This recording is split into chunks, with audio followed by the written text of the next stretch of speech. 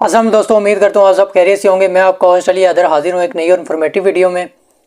آج کا ہمارا ٹاپک ہے کہ ہم لوگ زندگی کیسے گزاریں اور کن چیزوں کو ہم لوگ زندگی سے نکال دیں تو ہماری زندگی سکون میں ہو جائے گی، برکتیں آ جائیں گی زندگی میں۔ سب سے پہلی بات کہ ہمیں کوشش کرنی چاہیے ہم لوگ اپنی زندگی سے جھوٹ کو نکال دیں۔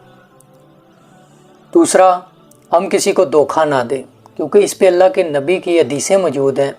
اللہ کے نبی پاک صلی اللہ علیہ وسلم نے فرمایا ہے کہ میری امت ہر گناہ کر سکتی ہے سوائے جھوٹ کے، کہ وہ جھوٹ نہیں بولے گی۔ دوسرا، کسی کو دھوکہ نہیں دے گی۔ تو اس لیے ہمیں کوشش کرنی چاہیے ہم لوگ ان دو گناہ سے بچیں۔ اس کے بعد آتا ہے ہم لوگ کسی کے ساتھ ظلم نہ کریں، کسی پہ ظلم نہ کریں اور کسی کے ساتھ زیادتی نہ کریں، کیونکہ یہ دو ایسے گناہ ہیں کہ اللہ کا عذاب آتا ہے یہ دو گناہ کرنے سے۔ اللہ کا غضب جوش میں آتا ہے۔ تو اس لیے ہمیں چاہیے کہ ہم لوگ کسی کے ساتھ زیادتی نہ کریں اور کسی پہ ظلم نہ کریں۔ اسی کے ساتھ ساتھ اسلامک اسٹڈی کی جائے تو اس میں ملتا ہے کہ اللہ کے نبی پاک صلی اللہ علیہ وسلم نے فرمایا جو کسی نان مسلم کو دکھ پہنچائے وہ ایسا ہی ہے کہ اس نے مجھے دکھ پہنچایا۔ تو اس لیے بھی ہمیں کوشش کرنی چاہیے کہ ہم کسی کے دکھ کی وجہ نہ بنیں۔ بعض کیسز میں ایسا ہوتا ہے کہ ہم لوگ کسی کو دکھ پہنچانا نہیں چاہتے،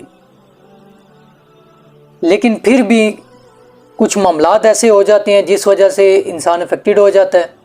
لیکن بعض جگہ ایسے ہوتا ہے کہ کچھ انسان کرنا کچھ چاہتا ہے لیکن ہو کچھ جاتا ہے، اس میں لوگوں کو دکھ کی وجہ بن جاتا ہے وہ۔ اس میں دو کیسز آتے ہیں، ایک تو یہ ہے کہ جان بوجھ کے کسی کو دکھ پہنچانا، وہ تو جب تک وہ انسان معاف نہیں کرے گا تو اللہ کے ہاں بھی اس کی معافی نہیں ہے۔ لیکن ایک کیس آتا ہے کہ جو انسان کام کرنا ہی نہیں چاہتا، کسی کو دکھ پہنچانا ہی نہیں چاہتا، لیکن کچھ حالات واقعات ایسے پیدا ہو جاتے ہیں کہ انسان جیسا ہوتا ہے ویسا شو ہی نہیں ہو پاتا، ہے کچھ اور شو کچھ اور ہو گیا، کرنا وہ کچھ اور چاہ رہا ہے لیکن ہو کچھ اور گیا، لیکن جو کچھ ہوا اس کی وجہ سے انسان افیکٹڈ ہو گئے، ان کو دکھ پہنچا، اس میں معاملہ اور آتا ہے۔ اس ایسے معاملہ ہو جائے تو کوشش کرنی چاہیے اپنے رب سے معافی مانگنی چاہیے، اور جتنا ہو سکے اپنے جو آپ نے غلط کام کیا ہے، ہو گیا آپ سے بائی مسٹیک غلط فہمی کی وجہ سے، اس کی تلافی کی جائے۔ اسی کے ساتھ ساتھ ہمیں کوشش کرنی چاہیے ہم ایک دوسرے میں محبتیں بانٹیں۔ کوئی ناراض ہو گیا ہے تو جا کے اسے راضی کر لیں، کسی سے ہم ناراض ہیں اسے راضی کر لیں، معاف کر دیں اس کو۔ تو اللہ کی ذات کے لیے جھک جائیں، اپنی انا کو لے کے نہ بیٹھ جائیں، میں یہ میرے ساتھ اس نے وہ کر دیا، میں اس کو ساری زندگی نہیں بلاؤں گا، ایٹسٹرا جو بھی ہے۔ ٹھیک ہے، انسان کو وقتی غصہ آتا ہے، وہ وقتی، کوشش کریں وہ چیز وقتی ہو، ختم کر دیں اس کو اپنی زندگی سے۔ تو ہمیں کوشش کرنی چاہیے کہ ہم لوگ محبتوں کے ساتھ رہیں، ایک دوسرے میں محبتیں بانٹیں۔ اپنے ماں باپ کی وجہ سے اگر آپ شادی شدہ ہیں اپنی بیوی کو تکلیف نہ دیں، اور بیوی کی وجہ سے اپنے ماں باپ کو کوئی تکلیف نہ دیں، ان کو کچھ نہ بولیں۔ اگر آپ بڑے بھائی ہیں تو چھوٹوں پہ شفقت کریں، اگر آپ چھوٹے ہیں تو بڑوں کا ادب کریں۔ اسی کے ساتھ ساتھ میں ایک چیز اکثر سوچتا ہوں کہ اگر آپ نے خود میں سدھار لانا ہے نا، خود سدھرنا ہے، تو آپ اپنے گھر والوں سے پوچھیں، ہاں بھائی بتائیں میرے میں کیا خامی ہے، آپ ان خامیوں کو دور کریں۔ اور ایک سب سے میں کہتا ہوں کہ جس کو ہم گناہ ہی نہیں سمجھتے، اور وہ گناہ ہر بندہ اس گناہ سے افیکٹڈ ہو رہا ہے۔ ہم مسجد میں جائیں نماز پڑھنے، مسجد سے باہر نکلیں گے کسی غیر محرم پہ نظر پڑے تو نظر جھکا لیں گے، توبہ استغفار توبہ توبہ۔ لیکن وہیں پہ کوئی ساتھی اسی ٹائم ہمارے سامنے کسی کی برائی کر دے، غیبت کر دے، تو ہم بھی صحیح مزے لے کے نا اپنے پاس سے بھی چار لگائیں گے اور برائی غیبت شروع کر دیں گے۔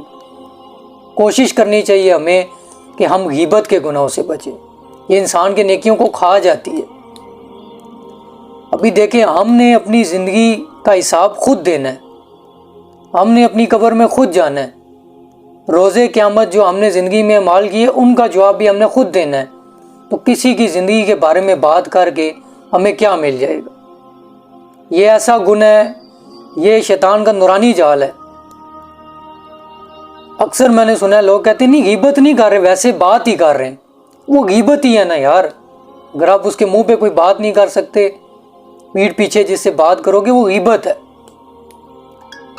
تو ہمیں کوشش کرنی چاہیے ہم لوگ غیبت سے بچیں، ہم لوگ اپنے اندر کمیاں تلاش کریں، اپنے اندر غلطیاں تلاش کریں کہ ہم کہاں کہاں غلط ہیں۔ کسی کی زندگی میں جان کے ہمیں کیا ملنا ہے؟ کچھ بھی نہیں۔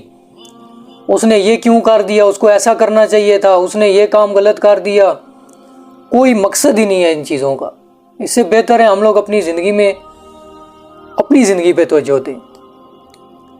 اسی کے ساتھ ساتھ میں اکثر دیکھتا ہوں کہ ہم لوگ بالکل ہی لاپرواہی والی زندگی جیتے ہیں، ہمیں آخرت کی پرواہی نہیں ہوتی۔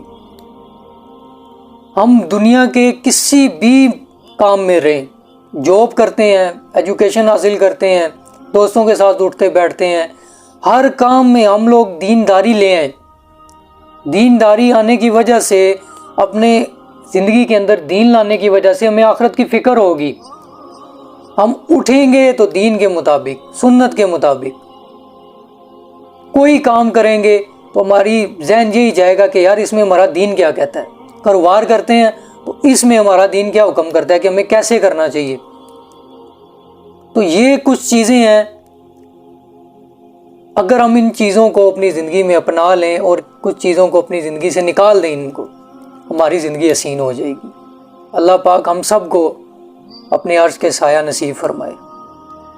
امید کرتا ہوں آپ کو میری ویڈیو اچھی لگی ہوگی۔ اگر اچھی لگی ہے تو لائک کیجئے، شیئر کیجئے، کمنٹ کیجئے۔ ملتے ہیں ایک نیکسٹ اور انفارمیٹیو ویڈیو میں، تب تک اللہ حافظ۔